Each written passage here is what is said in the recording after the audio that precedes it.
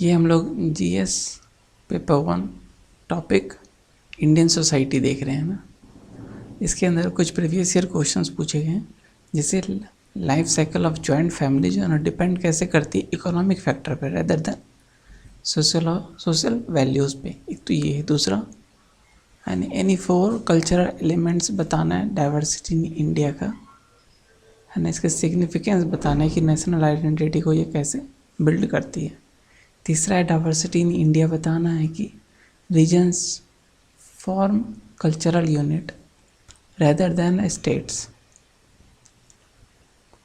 यानी कि रीजन और डाइवर्सिटी इंडिया से क्वेश्चन है, कुछ एग्जांपल्स देने हैं। इसके बाद है spirit of tolerance and love is a features of Indian society. Indian society का जो फीचर है ना वो बताना है। देन यहाँ caste system is assuming new identity, caste system बताना है कि कैसे नया आइडेंटिटी बन रहा है। Caste system can not be eradicated in India. अच्छा, यहाँ बताना है कि लिंग्विस्टिक स्टेट कैसे स्ट्रेंथन करती है इंडियन यूनिटी को। इसके बाद है असर्शन ऑफ दलित आइडेंटिटी कैसे वर्क करती है एनिहिलेशन ऑफ कास्ट को, जो कंटेम्प्रेरी मूवमेंट्स हैं। अच्छा, ये विजन में कुछ क्वेश्चंस हैं, देखते हैं। Caste in India has maintain its political significance. हमें इसमें 2 बातें बतानी है कि किस तरह से caste and politics interrelated है, इसके कैरेक्टर बताने हैं। इसमें देखिए ना, क्वेश्चन में ये कहना है हमें कि पहले तो कास्ट के बारे में थोड़ा बताइए कि ये किस तरह से इसके बेसिस पे, मतलब कास्ट के बेसिस बताने में इंडिया में। फिर बताना है कि किस तरह से कास्ट जो है ना वो डाइल्यूट हुआ है सोशल कैरेक्टर में। यहाँ कह रहे हैं सोशल कैरेक्टर में ये घटा है, but dilution of social character political significance बढ़ा है। अच्छा, यहाँ पॉलिटिकल सिग्निफिकेंस के बारे में 2 पार्ट है। एक तो एक तरफ डाइल्यूशन हो रहा है कास्ट का, social character and political significance बढ़ रहा है। तो हमें बताना है कि कास्ट क्या है ना, कि रैंक, ये पीपल जो रैंक किया जाता है, status hierarchy shaping their identity experience relation with others as well as access to resource and opportunity. ये कास्ट है, एक इंस्टीट्यूशन है जो कि पीपल को रैंक करता है और बाकी चीज़ें करता है। इसके बाद इसका इम्पोर्टेंस, कास्ट है ना basis of power and status.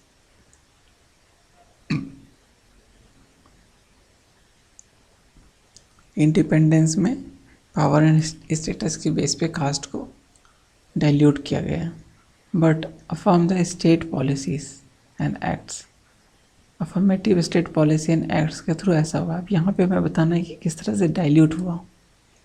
तो कास्ट डिस्क्रिमिनेशन घटा है ना, पनिशमेंट मिलता है। प्योरिटी एंड पॉल्यूशन को घटा है। अच्छा, अर्बनाइजेशन ग्रोइंग हुआ जिसके वजह से रिलेटिवली जो एनोनिमिटी आता है रिलेटिव, उससे जो रूल्स हैं प्योरिटी एंड पॉल्यूशन को, उसको फॉलो करना टफ हो गया पब्लिक स्पेयर में। देन इंटरमिंगलिंग एमंग कास्ट, जैसे डाइनिंग बिहेवियर, अनलाइक अर्लियर क्या होता था कि लोग साथ में बैठ के नहीं खाते थे। इसके बाद मैरिजेस हो गया, फंक्शंस ऑफ मैरिज भी चेंज हो गया, इसके इंटरकास्ट मैरिजेस होने लगे। अच्छा, मॉडर्न मोड्स ऑफ ट्रांसपोर्ट जो आ गया या कम्युनिकेशन आ गया, जिससे कि वॉल्यूम ऑफ इंट्रैक्शंस बढ़ गए various members of the caste group. अच्छा, यहाँ पे देखेंगे इकोनॉमिक रिलेशनशिप भी चेंज हुआ है, जैसे मॉडर्न मार्केट बेस्ड इकोनॉमी में हेरिडेटरी नेचर ऑफ ऑक्यूपेशन कम हो गया। फॉर एग्जांपल, जो पूर्वज करते आ रहे हैं वो आपको वही करना है ऐसा ज़रूरी नहीं है ना। पॉजिटिव डिस्क्रिमिनेशन बाय स्टेट से क्या हुआ, अपवर्ड इकोनॉमिक मोबिलिटी हुई लोअर कास्ट में, जैसे स्किल है, एजुकेशन है, अच्छा, यहाँ पे despite dilution of the caste है ना, मेंटेन द पॉलिटिकल सिग्निफिकेंस। अब यहाँ पे कैसे पॉलिटिकल सिग्निफिकेंस है, जैसे पॉलिटिकल पार्टीज में जो कैंडिडेट सिलेक्ट होते हैं वो बेस्ड ऑन कास्ट होता है। इसके बाद कास्ट कंपोजिशन, कि क्या सोसाइटी का कास्ट कंपोजिशन है वैसा ही कैंडिडेट को चुना जाता है। इसके बाद पॉलिसी मेकिंग जो होती है गवर्नमेंट की, वो भी कास्ट उस पर इन्फ्लुएंस करता है।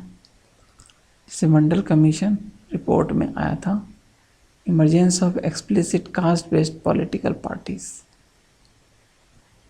जैसे 1980s में बहुत ऐसे पार्टीज ये इमर्ज होकर आई थी। यहाँ पे देखिए प्रेशर ग्रुप्स जो है वो भी पॉलिटिकल बार्गेनिंग करता है on the basis of caste line. Then caste organise caste members for collective bargaining with each other despite the retaining political significance progressive trends witnessed. जैसे कि socio economic development, education, criminal background of candidates, ये सारी चीज़ें वो देखते हैं voters, rather than caste identity. ठीक है। अच्छा, ट्रांजिशन हुआ है attempt to make casteless society but to end caste based discrimination. अच्छा, यहाँ पे देखते हैं ये क्वेश्चन है सेकेंड नंबर कि cast argued the caste like a social stratification a feature present across the religion। कैसे जो कास्ट है वो रिलीजन में भी परकुलेट हो रहा है। तो हमें यहाँ पे कुछ डायमेंशन बताने हैं। सबसे पहले कास्ट सिस्टम बताएंगे, फीचर्स ऑफ कास्ट सिस्टम है ना, जो हिंदुइज्म में, उसके बाद अदर दैन हिंदूज में किस तरह से कास्ट को देखा जा रहा है। जैसे यहाँ पे वही है, कास्ट सिस्टम क्या है, प्योरिटी पॉल्यूशन है, हेरिडेटरी है, फिक्स्ड है, हिंदुइज्म में प्रिवेलेंट है, इस्लामिक में भी पाया जाता है। जैसे इसमें दो व्यू पॉइंट है इस्लामिक में। एक तो आपको माना जाता है कि मुस्लिम जो है ना on the lines of similar to Hindu, जैसे कि यूपी, मुस्लिम ऑफ यूपी में 4 क्लियर डिवीज़न है। जैसे अशरफ है, मुस्लिम राजपूत हैं, ठीक है, क्लियर ऑक्यूपेशन कास्ट है, और यहाँ पे क्लीन ऑक्यूपेशनल कास्ट और अनक्लीन जैसे अर्चल्स हैं। ठीक है। इसके बाद देखेंगे अदर व्यू पॉइंट में ये कहता है कि फीचर्स एग्जिस्ट करते हैं मुस्लिम में, जैसे कि इंडोगैमी है ना, स्टेटस मोबिलिटी, जैसे Siddiqui Sheikh of Allahabad, hierarchy, purity pollution है ना, क्लीन अनक्लीन कास्ट भी आपको देखा जाता है गोत्र में, मियो मुस्लिम ऑफ राजस्थान, हरियाणा। इसके बाद इवन एमंग द कन्वर्टेड मुस्लिम में भी ऐसा पाया जाता है। इसमें 2 हायरार्की होता है, एक होता है शरीफ जाट है ना मुस्लिम, जो कि हायर कास्ट से रहते हैं, एंड अजलाफ जाट जो converted from lower caste. Christianity में देखेंगे जो सीरियन क्रिश्चियन होते हैं ना केरला में, वो कन्वर्टेड होते हैं ब्राह्मण ओरिजिन से, और ओरिजिन वो अपना कहाँ देखते हैं, सेंट थॉमस में देखते हैं। कास्ट कैरेक्टरिस्टिक एग्जिबिट करते हैं, ये सब है। ठीक है। Many untouchables converted to Christianity still treated as untouchables. Sikh में क्या है ना कि वो तो वैसे रिजेक्ट करते हैं कास्ट सिस्टम को, लेकिन जाट जो है ना वो अडॉप्ट कर किए, मतलब the Jats who adopted Sikhism act as a traditional caste line and marry within their caste boundary. Jats जो है ना वो सिख को फॉलो करते हैं। इसके बाद बहुत सारे ऐसे कम्युनिटीज़ आए हैं कास्ट, लाइक अरोड़ा खत्री है ना, पमकड़िया जाट, सैनी, खम्बो, ये सब उसमें पाया जाता है। अच्छा, सर्विस कास्ट में मेहजाबी में मजहबी सिख होते हैं जो डिस्क्रिमिनेशन बेस्ड पे कास्ट को सिखिज़म में देखते हैं, मजहबी। अच्छा, यहाँ पे बुद्धिज़्म जो है ना, सच्चर कमीशन 90 बताया था, 90% बुद्धिस्ट जो है ना वो ऐसी कास्ट के हैं, है ना, जो कि महार कम्युनिटी महाराष्ट्र से बिलोंग करते हैं। उनका जो स्टेटस है ना वो चेंज हुआ है ड्रास्टिकली, जैसे वो कन्वर्ट किए, ठीक है। जैसे कि भंभी एंड चंबर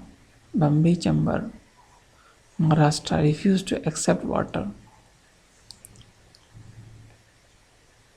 अच्छा, अनटचेबल कास्ट ग्रुप जो है ना, मौन, बेड़ा, गढ़वा, इन हिमालयन बुद्धिस्ट में ये रिस्ट्रिक्शंस को फेस करते हैं और कमेंसैलिटी नहीं करते हैं, पार्टिसिपेशन विलेज से भी रिस्ट्रिक्टेड है। ज्यूज में क्या है ना कि ज्यूज ऑफ वेस्ट इंडिया, जिसको बेन इसराइली कहते हैं, है ना, different status from youth of south. Jews south में एक अलग है और वेस्ट इंडिया में अलग है। जो साउथ वाला उसको कोचिंग ज्यूज कहते हैं और वेस्ट वाले को बेन इसराइल कहते हैं। जो बेन इसराइल है ना वो ऑयल प्रेसिंग का काम करते हैं, जिसको तेली हम लोग कहते हैं, है ना, तेलीज, सोनोवार तेलीज, हिंदू कास्ट का सिमिलर है, पार्ट ऑफ शूद्रा स्टेटस में है। और जो आपका बगदादी ज्यूज है, हायर कास्ट को वो रिप्रेजेंट करता है, वो ठीक है, रिजिडिटी है, यही सब है इंडियन सोसाइटी में। प्रेजेंस अक्रॉस मेजर रिलीजन, ठीक है। ओके, नेक्स्ट क्वेश्चन है प्रेजेंट फॉर्म ऑफ कास्ट। जो भी कास्ट है इन्होंने शेप किया है डेवलपमेंट ड्यूरिंग कॉलोनियल पीरियड और changes witnessed in the independent India. तो हमें कास्ट का फॉर्म बताना है जो कि चेंज हुआ है दोनों टाइम में, एक तो कॉलोनियल टाइम में और एक इंडिपेंडेंट इंडिया में, ठीक है।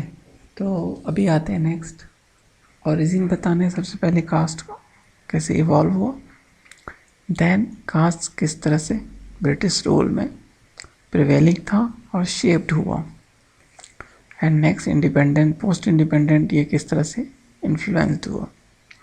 यहाँ बताएंगे अनइक्वल एसोसिएशन था, मतलब कास्ट जो है ना वो ऐसा इंस्टीट्यूशन है, मतलब वही बेसिक है कास्ट के बारे में बताइए। तो सबसे पहले जो कास्ट है, इंग्लिश वर्ड कास्ट का मतलब होता है, जो पोर्चुगीज कास्टा से लिया गया, कास्टा मतलब होता है प्योर ब्रीड, ठीक है। अभी यहाँ देखते हैं, इसमें दो डिस्टिंक्ट टर्म है, वर्णा एंड जाति, जो कि एंशियंट टाइम से संस्कृत से लिया गया था, जिसमें कि 4 वर्णास को हमने एग्री किया है। However, the caste system is two different things, different time period, different things, different time period पे है ये। अब यहाँ पे देखिए, इंस्टीट्यूशन ऑफ कास्ट जो है ना वो profoundly impacted by the British colony. कैसे वो देखेंगे ब्रिटिश कॉलोनी से, जैसे इंटेंसिव सर्वे और रिपोर्ट्स हुए थे, कस्टम एंड मैनर्स, जो कि various tribes caste all over India का किया गया था। 1901 में कलेक्ट इन्फॉर्मेशन किया गया था सोशल हायरार्की का।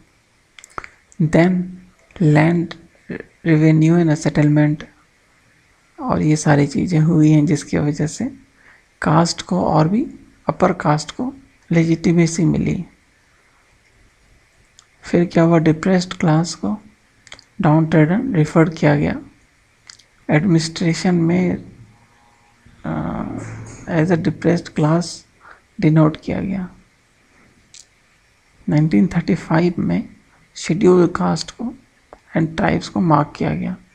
इसके अलावा और भी चीज़ें, जैसे caste consideration as a mass mobilisation of the national movement, Indian side में हम लोग देख सकते हैं। उसके बाद dominant view of national movement, treated as a caste, as a social evil, and colonial ploy to divide the Indians. ठीक है, डिवाइड करने के लिए भी कास्ट का यूज़ किया गया, और जो नेशनलिस्ट थे वो मास मोबिलाइजेशन के लिए काम करते थे। ठीक है, इसके अलावा हम और भी चीज़ें बता सकते हैं कि कास्ट किस तरह से शेप किया या शेप हुआ है। यहाँ कह रहे हैं शेप्ड, अच्छा कास्ट ने शेप किया, सही बात है। ठीक है, चलो पोस्ट इंडिपेंडेंट पीरियड में हम बताएंगे कि कैसे इकोनॉमिक चेंजेस हुए, जिसकी वजह से अगर सिग्निफिकेंट चेंजेस साथ साथ नहीं हो पाया मेजर्स में, तो promote equality of economic sphere, caste inequality remained stronger. ठीक है, मतलब जैसे जैसे इकोनॉमिक चेंजेस हुए, सफिशिएंट मेजर्स ना होने की वजह से प्रमोट हुआ इनइक्वालिटी, कास्ट इनइक्वालिटी। ठीक है, इसके बाद है ग्रोथ ऑफ प्राइवेट इंडस्ट्री। आता है तो मॉडर्न इंडस्ट्री आती है, जिसकी वजह से न्यू जॉब्स क्रिएट होता है and no caste rule.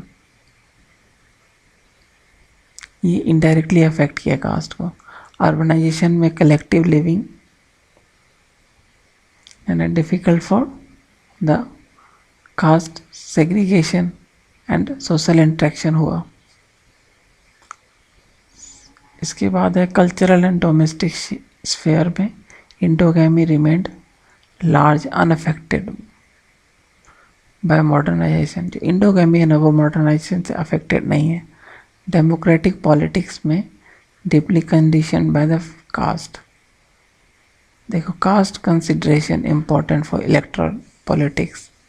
In fact जो है 1819 में, मतलब 1980s में आपका कास्ट बेस्ड पॉलिटिकल पार्टीज काफ़ी इमर्ज हुए हैं। उसके बाद reservation in jobs and education has contributed to caste consciousness. चलिए नेक्स्ट क्वेश्चन देखते हैं। Democratic institutions in India have led the changes in caste structure. Democratic institution कैसे कास्ट स्ट्रक्चर को चेंज किए हैं। ओनली पार्शियल, मतलब चेंजेस जो है ना वो पार्शियल हैं, मतलब कंप्लीट नहीं किया है। Outcome for the backward caste. यहाँ पे बताना है, डिफाइन करना है कास्ट स्ट्रक्चर, फिर रीज़न बताना है कि to change the caste structure while illustrating the changes. Point out positive and negative aspect of changes. इसके बाद है कास्ट जो है वो इसमें डेफिनेशन दे देंगे कि this hierarchical nature however violates the trinity of the liberty, equality and dignity. फिर आगे चलेंगे। in the post independence under the twin influence affirmation policies for SC/STs in legislature, government jobs, ये वो है ना, along with democratizing influence universal adult franchise. देखो, post independence में दो पार्ट है। एक तो एसर्शन हो रहा है, एफर्मेशन पॉलिसीज़ हो रहा है SC/ST के लिए, है ना, जहाँ पे हमें कास्ट इमर्जिंग दिख रहा है, और दूसरी तरफ यूनिवर्सल एडल्ट फ्रेंचाइजी जो कि correct the historical injustice, give an effect of redistributive agenda, weakening the hierarchical foundation. अब यहाँ देखेंगे कि डेमोक्रेटाइजिंग इन्फ्लुएंस कैसे हुआ यूनिवर्सल फ्रेंचाइजी से, जो कि rise dominant caste in the agriculture prosperous belt North India, followed by the capture of the state power. इसके बाद some state group irrespective of their position and the caste hierarchy were able to wield influence and gain prominence and social recognition. Rise of backward classes movement 1980s में 90s में देखेंगे कि rise the caste group backed regional political party जैसे BSP, Sapa in North India.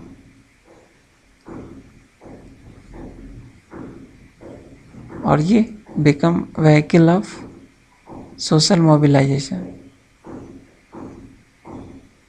And the wielding power of the state. इसके बाद MS. Srinivasan ने कहा है कि जो एजेस में डेमोक्रेटिक स्टेट्स ने vertical hierarchy nature of caste जो है ना सोशल ग्रुप का replaced by the horizontal arrangement of competing caste group free from any stigma, purity, pollution। ये सब इश्यू कहा उन्होंने मॉडर्न अवतार of caste M N. Srinivas. However जो रिसेंट है ना benefits of affirmative state policies जो है concern often by dominant group जैसे with in OBC, SC, ST में भी आपको ये दिखेगा पॉलिसीज में डिफरेंसेस जैसे creamy non creamy layers. This elite capture introduction of caste elements.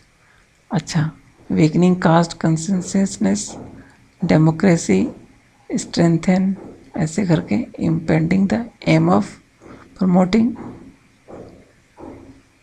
ये सारी हैं। चलो नेक्स्ट क्वेश्चन देखते हैं। यहाँ पे हमें ये बताना है कि अनटचेबिलिटी जो है वो all equal important in defining the phenomena of untouchability.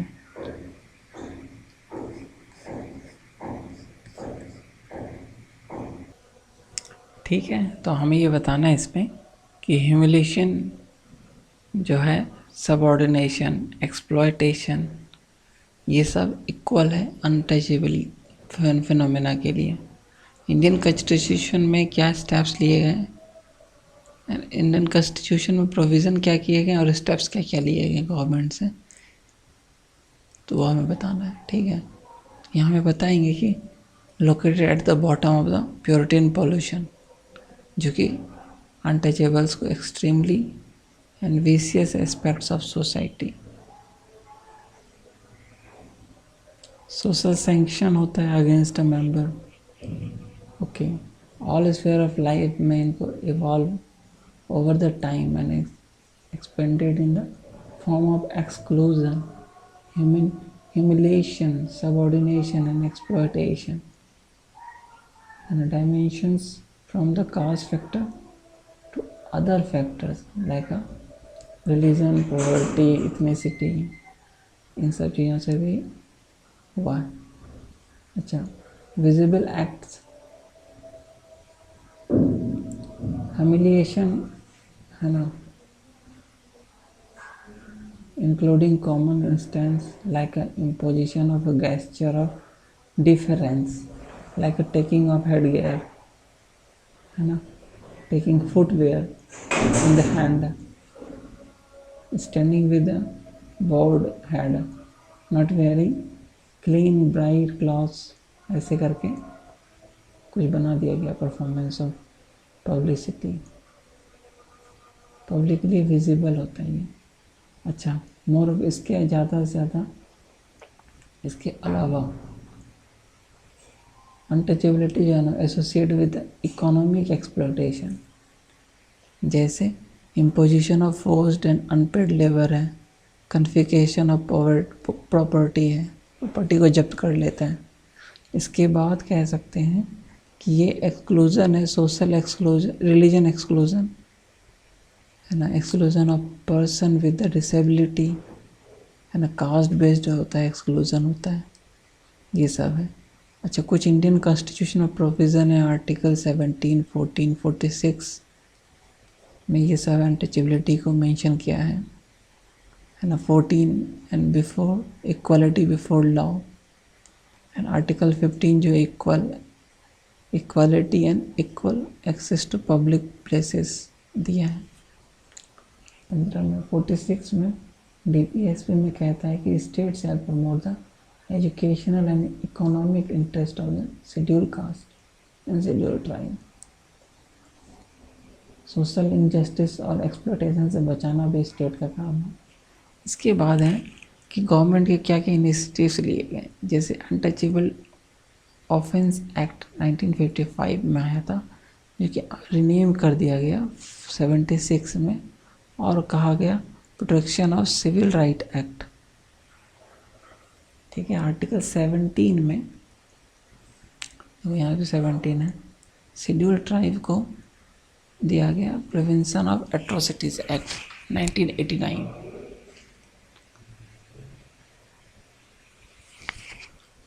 Okay, फिर national commission of SC ST ऐसे बनाया गया, नेशनल ह्यूमन राइट कमीशन बनाया गया NHRC। ये सब गवर्नमेंट के इनिशिएटिव्स हैं। अच्छा, compensate for past and current discrimination के लिए स्टेप्स लिए गए, जैसे कि रिजर्वेशन का प्रोविज़न किया गया प्लेसेस में। इसके बाद SC ST का रिजर्वेशन है 73rd 74th अमेंडमेंट एक्ट में, पंचायत लेवल पे ये सब है।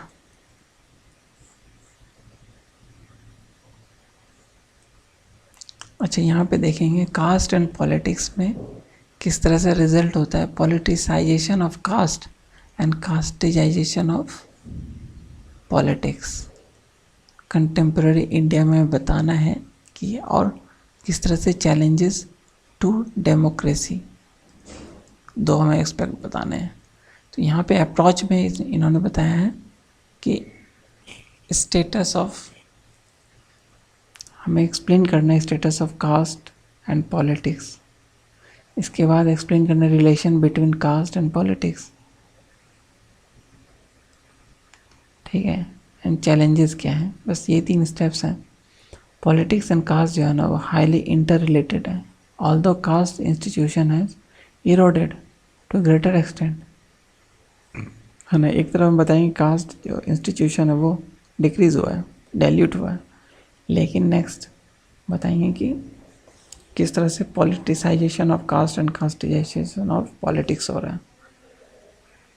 यही सब है, पॉलिटिक्स ऑफ नंबर्स हो रहा है ना। Political mobilization based on caste होता है ना।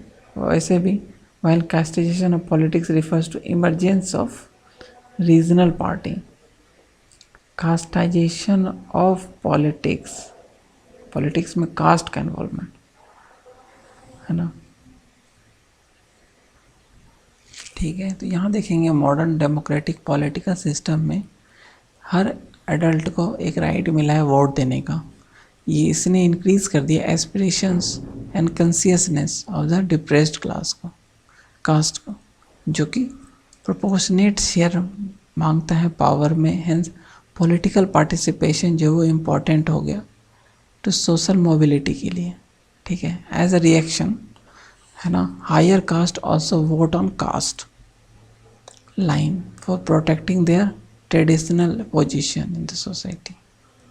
ये यानी कि लोअर कास्ट भी एग्जिट कर रहा है और हायर कास्ट भी अपने अपने कास्ट को स्ट्रॉन्ग कर रहा है ताकि उसका पोजीशन इक्वल रहे। ठीक है, अब यहाँ देखेंगे रिलेशनशिप जो है ना caste and politics, positive in theory but practice जो है ना इन प्रैक्टिकल ये नेगेटिव है, चैलेंजेस थ्रेट करता है टू द डेमोक्रेसी। कैसे? ये मोबिलाइज करता है पैरोकियल लाइंस पे, जैसे डिविसिव कैंपेन्स चलता है डिफरेंट पॉलिटिकल पार्टीज़ में। इसके बाद पॉलिटिकल पार्टिसिपेशन वेरियस कास्ट का अलाउ करता है political elites to be drawn from various middle and lower class. अच्छा, lack of commitment to participated pursuit power. अच्छा, कास्ट बेस्ड पॉलिटिक्स जो है ना मोर वल्नरेबल है, why incites violence hated among various section of society. ये assault on solidarity पे। अच्छा, affect the ticket distribution since political parties refer to give party ticket to the contender of a caste member. Caste member के base पे political parties में ticket दिया जाता है। Even the caste and politics जो है इनसेपरेबल है and mutually beneficial creating the political consciousness. Politics seeks to address the marginalization of some specific community, but defining politics solely based on the caste identity. ठीक है, चलते हैं next. Personal law कुछ खास नहीं है, चलिए आगे देखते हैं। आर्टिकल 44 जो है वो what extend such A demand justify. ये क्वेश्चन आपसे पूछना चाह रहा है कि इन रिसेंट टाइम जो है ना, जो इम्प्लीमेंटिंग 44 यानी कि यूनिफॉर्म सिविल कोड को इम्प्लीमेंट करने की जो डिमांड है, ये जस्टिफाई करती है सोशियो कल्चरल डाइवर्सिटी इंडिया को, ये बताना है हमें।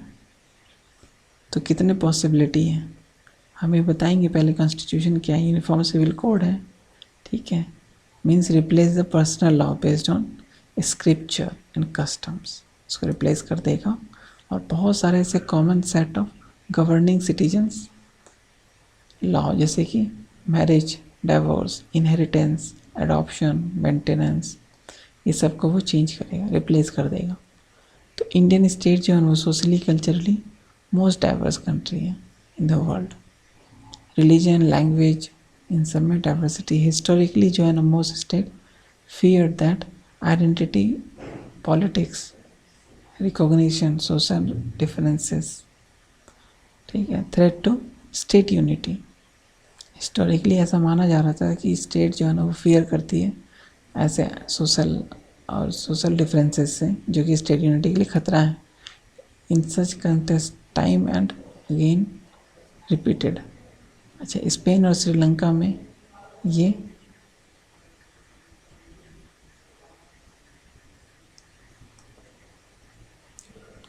Different communities have their separate personal law, ये सब बताया जा रहा है। इसके बाद however deeper analysis reveals that the majoritarian culture and corresponding neglect the customs and social symbols. Diversity can be very costly and alienation of the minorities. Non-international caste studies है जो बता रही है, ठीक है, कल्चरल एक्सक्लूजन कुछ, ठीक है। चलिए नेक्स्ट देखते हैं। यहाँ पे चाइल्ड मैरिज के बारे में बताना है कि डिस्पाइट मॉडर्न लेजिस्लेशन अभी तक चाइल्ड मैरिज है वो अभी तक परसिस्टेंट क्यों है, रीज़न बताना है। And what can be done to eradicate, क्या करना चाहिए और किस तरह से ये सोसाइटी को अफेक्ट किया है। तो इसमें हमें रीज़न बताना है, इम्पैक्ट बताना है, ये सारी चीज़ें। चाइल्ड मैरिज जो वो ट्रेडिशनल प्रैक्टिसेस है जो बहुत सारे प्लेसेस पे होती है, ठीक है, फॉर जनरेशन से चलता आ रहा है। इसके बाद हम लोग बताएंगे mean exclusion from the community.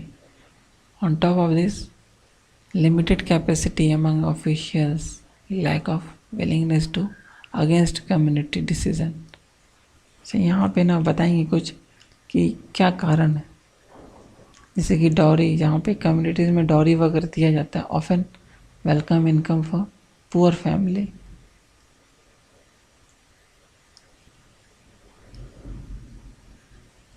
पे less money if the bride is young and uneducated.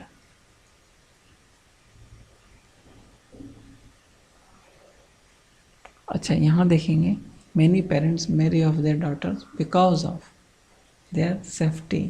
Physical and sexual assault हो जाता है ऐसे एरियाज़ में।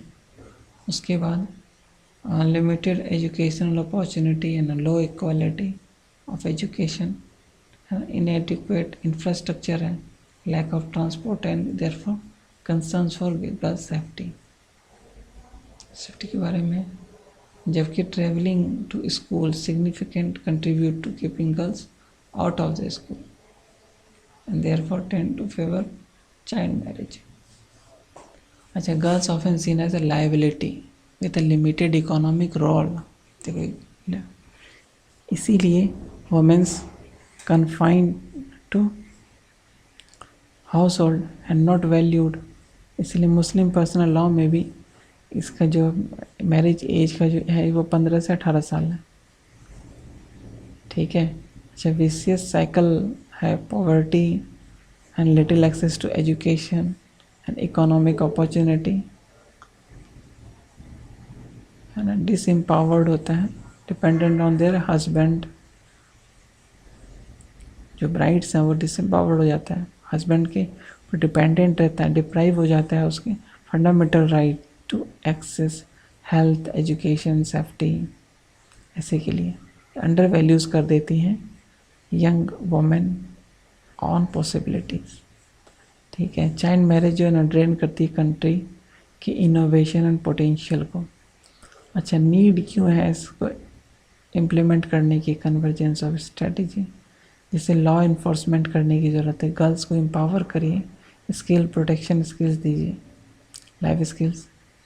इसके बाद कम्युनिटी मोबिलाइजेशन होना चाहिए, influence leaders, auth and pledges से भी इसको चेंज कर सकते हैं।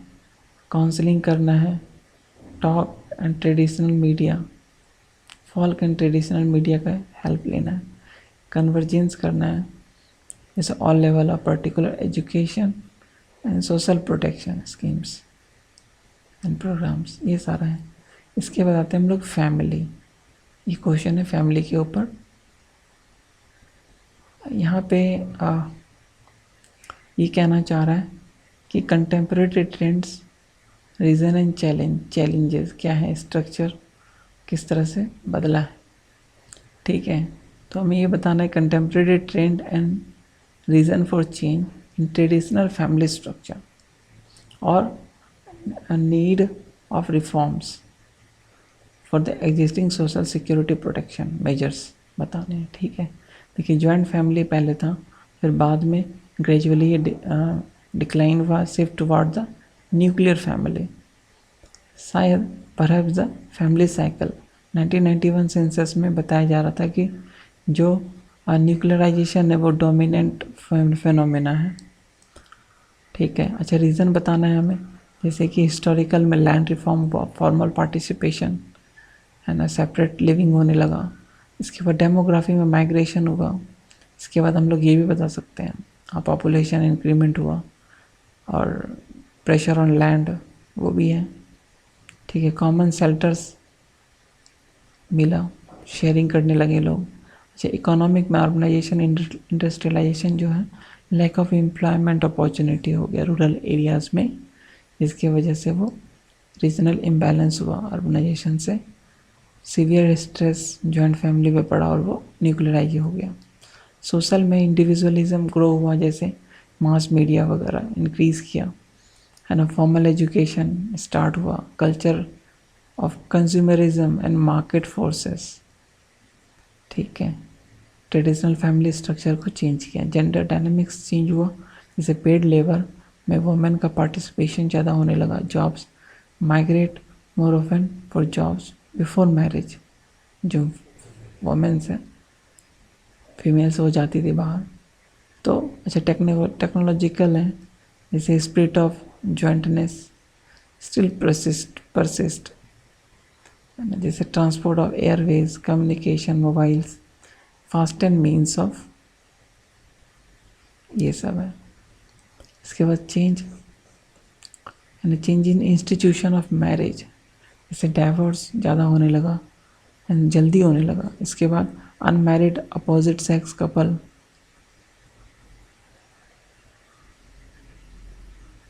ठीक है। Original cell of security, first line of defence family होता है। ठीक है। यहाँ पे देखिए प्रोटेक्शन मेजर्स में प्रोसीड्यूरल रिफॉर्म्स, गेरियाट्रिक केयर, है ना, जैसे अल्डरलीज का जो नंबर्स है विदाउट केयर तो नीड है। इसके बाद लीगल रिफॉर्म की ज़रूरत है, unorganized workers, social security act में इफेक्टिव इम्प्लीमेंटेशन है। अच्छा, an universal insurance micro insurance scheme previously uninsured family को भी मिलता था। एक्सटेंसिव कवरेज है ना, मैरिटल बेनिफिट्स वगैरह दिया जाता है। सिंगल पेरेंट इंसेप्ट फैमिली को भी एक्सटेंड किया गया है। इमोशनल सपोर्ट मेजर्स वगैरह हैं। ठीक है, यहाँ पे है मिडिल क्लास का हमें इम्पोर्टेंस बताना है, और हमें बताना है कि